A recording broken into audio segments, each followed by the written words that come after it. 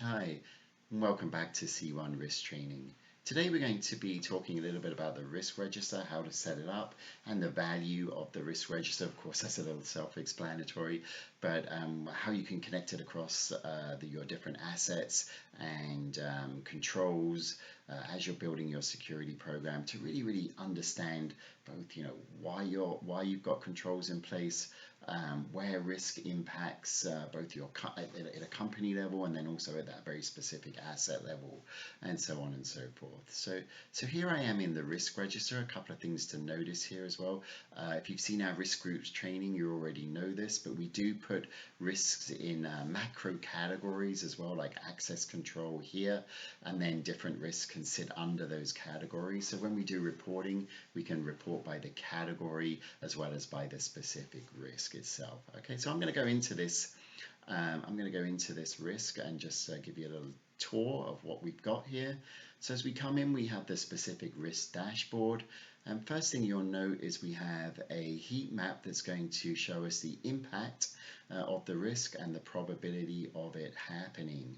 So as you can see, this risk itself has a very high impact. And the reason for that is the impact scale is based upon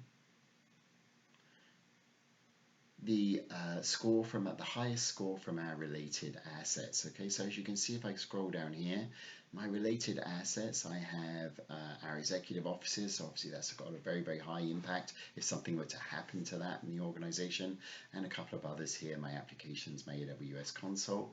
So that puts us in that very high category of impact. From a probability standpoint, we are looking a little bit better in that our control strength is pretty good. We've got some controls here against those risks. And so then if I go back to that detail and look at that probability, we see that probability is at 20. And just as a definition, you can see there the probability for the risk to occur is based on the number of internal controls and this idea of residual risk. So if the residual risk is 0, then the probability would also be 0. And if the residual risk is greater than 0, the probability will be 100 minus that average control strength. So if our average control strength is good as it is here, we reduce that probability, because obviously that means we've got strong controls in place to lower the probability of a risk occurring. Okay, so that's how we define the heat map. And then here we have our risk treatment for this risk, which is identified when we build out the risk register. The control strength, which is based on the internal controls that we have attached to this risk. And you can see here that I've got 4. And the control strengths here are labeled in the internal control section. And again, that's listed here. And then if we have any issues, unfortunately we don't have any issues, they will also show here in your specific risk dashboard. And again, all of this will roll up into your macro dashboards later on. So the good news is that we don't have any risks, any issues. And again, the difference between risk and issue is risk is probability, something that could happen to the organization. Issue is actuality, it is happening to the organization. Okay.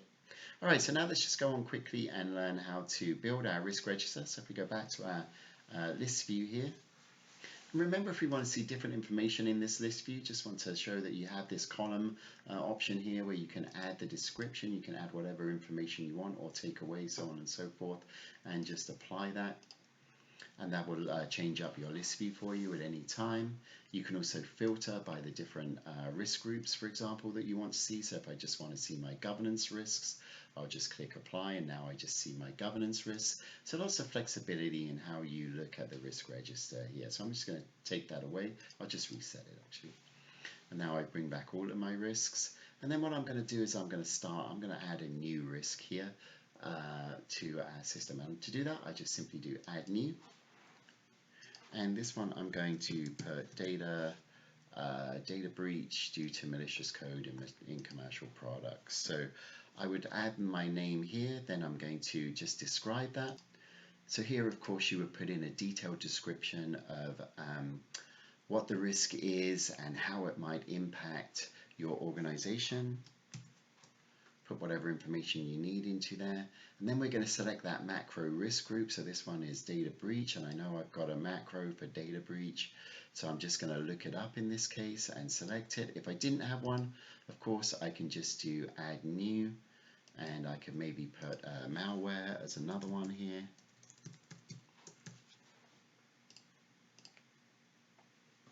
And so on and so forth. Now, don't forget, the great thing about C1 Risk as well is these records are configurable. So say if you wanted to add material cost or something like that to, if you wanted to track that against the risk, you could actually just add that field here. Just go to your account manager or support@c1risk.com and let them know that you want to configure these records, and we'll do that for you. And of course, we'll discuss that with you during the onboarding process as well. Now, next thing in the risk register is if you have a risk, we want to know where it applies in your organization. So that could be to your whole company, but then in your asset directory, you would have your company. But then what we're going to do is we're just going to look up the asset that we want to apply this to. It could be one or more, and then we'll just add those in. And so now we know where that risk is impacting our organization. Next, we're going to put the treatment. So in this case, it's pretty serious, obviously, so we want to mitigate it. And then we're going to put in a mitigation strategy. That's going to inform anybody in the organization who later on receives a finding related to data breach or malicious code and wants to mitigate. They're going to have guidelines on how to do that based upon the risk that it's associated with. Now we're going to assign our risk manager to it. So in this case, that's me. If you have multiples, that's fine. You can add them all here. And then we just click save. And now our risk is partially built for the most part. This is our risk register, and you'll see it added. And then the next, we've got our assets in place, and then the next thing we want to do is identify the internal controls, hopefully that we already have, that are going to help prevent this risk from actually becoming an actuality or a finding. So again, we'll just go to the internal controls here, and we're going to do a lookup in this case. And we'll look for anything related to, if we're not sure what we have, we can just look for anything related to malware. So let's see what we've got. See if we've got anything in here that says malware. And there we do, controls against malware and protection from malware. So why don't we add both of those controls to our risk. Now if I go back to that summary detail, you'll begin to see, and I'll just refresh this. You'll see that I've got two controls, and we haven't got a control strength here, and that's why I refreshed it again, so I wasn't sure why that was, but now I actually know that what I haven't done in the internal control is actually added the control strength, and you see that it's actually labeled there. So one of the things I really want to do then is I'm going to go back into my internal controls there very, very quickly, and I'm just going to add that control strength.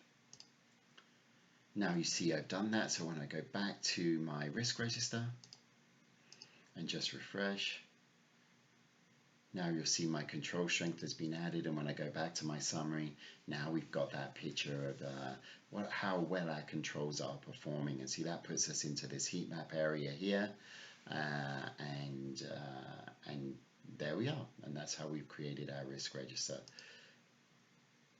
And so now you'll see everything added here, and you can monitor it and continue to add your risks on an as-needed basis. Okay, thanks very much, and that concludes our training for today.